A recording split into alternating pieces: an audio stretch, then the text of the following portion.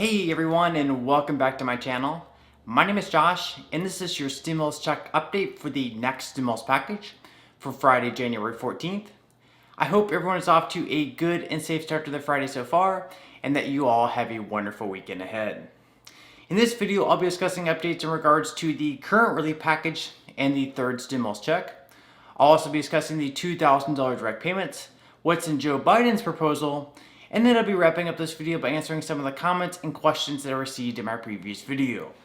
But first, if you wouldn't mind real quickly liking this video, give me a big thumbs up. It really just helps with the YouTube algorithm in terms of pushing this video out to other viewers like you, and hopefully helping other people like you as well.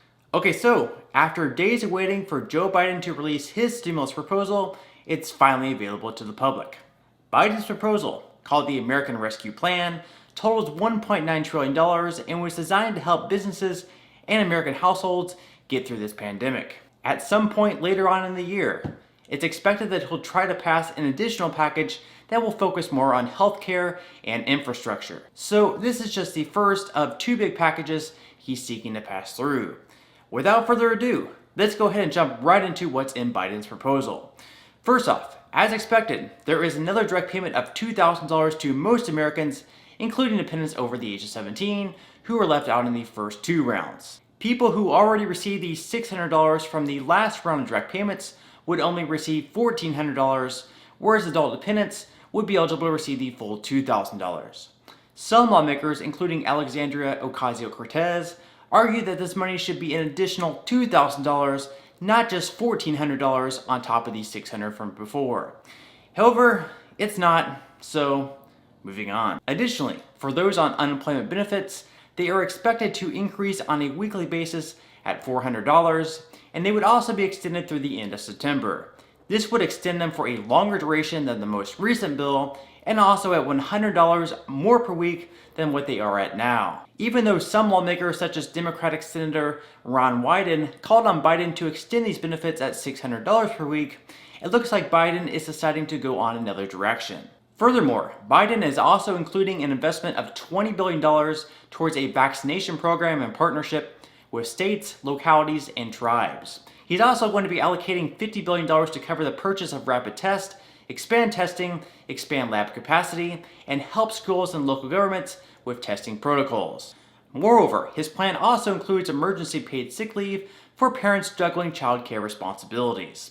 $130 billion will be set aside to help schools reopen, and this money can also be used to help reduce class sizes or modify them for social distancing. $35 billion of this would go to public institutes, including historically black colleges and community colleges. The eviction moratorium will also be extended through the end of September, and on top of that, $25 billion will be going towards rental assistance. $5 billion will also go towards helping people pay for their home energy and water costs, in addition to another $5 billion going towards assistance in helping people find housing if they're at risk of homelessness. This proposal also calls for an extension of the 15% increase in SNAP benefits that were approved in the most recent bill, but this one would extend it through the end of September. There's also going to be $3 billion invested into WIC. Now, if some of these don't apply to you, stay until the very end because I have a couple that will probably be of great interest. Okay, moving right along to small business support, where there is going to be $15 billion allocated for small business grants. There is also going to be an attempt to leverage $35 billion in funds into $175 billion for loans for small businesses as well. One other thing Democrats have been pushing for over the last 9 months, aid for state and local governments, will be included in this proposal as well, with $350 billion going towards state and local governments. There will also be $20 billion going towards transit agencies, and another $20 billion going to support tribal governments in their pandemic response. And now for the two big ones, of course, depending on your situation.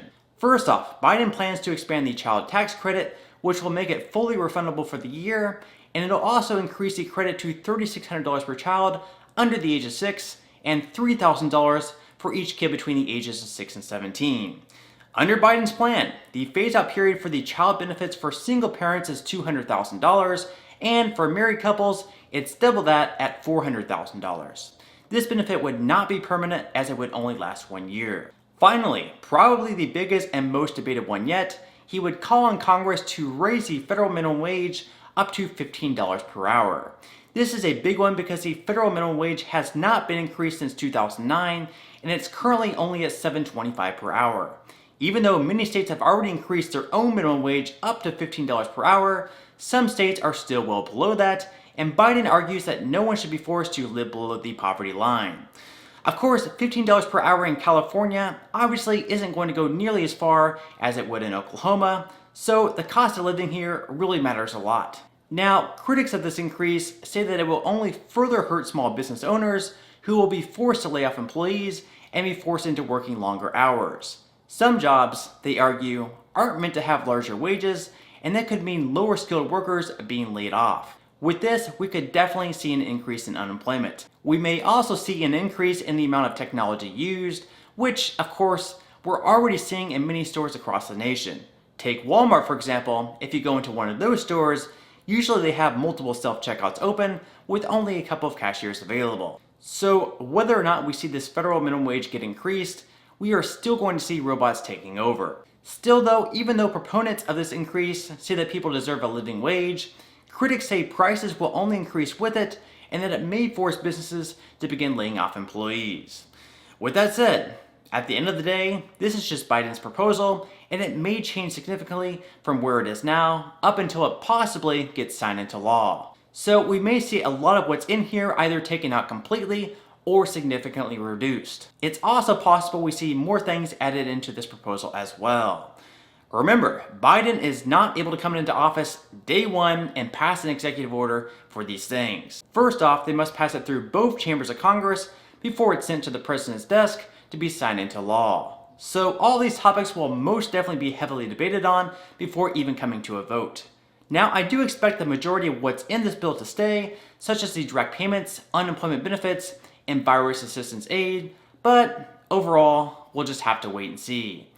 Either way, I'll definitely make sure to keep you updated. Okay, so at this point in time, I'm going to move right along to answering some of the comments and questions that I received in my previous video. And if you do have any other comments or questions for me, please feel free to leave them in the comment section below. I do try to answer as many of the comments and questions as I possibly can, but for those comments and questions I'm not able to respond to, I do try to pick some of the more popular ones to answer in the next video in video form. Okay, so without further ado, let me go ahead and jump into the first comment of today's video, which is from Jay. Jay says, "Hi Josh, were the $600 weekly unemployment benefits back in March when the pandemic started taxable? Thanks." Okay, thank you so much for your question, Jay. And yes, any of the money you received for unemployment benefits would have been taxable. Even though you don't have to pay Social Security or Medicare taxes on the money you receive, which is taxed at 7.65%, you still have to pay federal income taxes and, in most states, state income taxes as well. This is why I always recommend people to have their taxes withheld from their unemployment check up front, so then they don't have an unexpected tax burden come tax time. Even though you can choose not to have the money withheld and simply put a little bit of it aside, I always recommend to simply have some of it withheld just to have the peace of mind. Okay, moving along to the next question of today's video, which is from Kelly. Kelly says, "I have 3 children, 20, 19, and 13. I claim the oldest 2 on my taxes because they live with me, so they didn't receive any stimulus money. My 13-year-old's father got to claim her on his taxes last year, so he received the most recent $600 for her. If I filed my taxes soon, would the IRS go off of mine for the remainder of her stimulus? Thanks for all you do. Watch you every day." Okay, thank you so much for your question, Kelly, and for tuning in. First off, more than likely, since your 13-year-old's father already received the first 2 direct payments for claiming her as a dependent, then you would not be eligible to receive the money if you claimed her on your own taxes this year. However, one thing that you could do, if you wanted, is to not claim your 20 and 19-year-old on your tax returns this year, which would then allow them to claim $1,800 in tax credits on their tax returns since they would no longer be a dependent.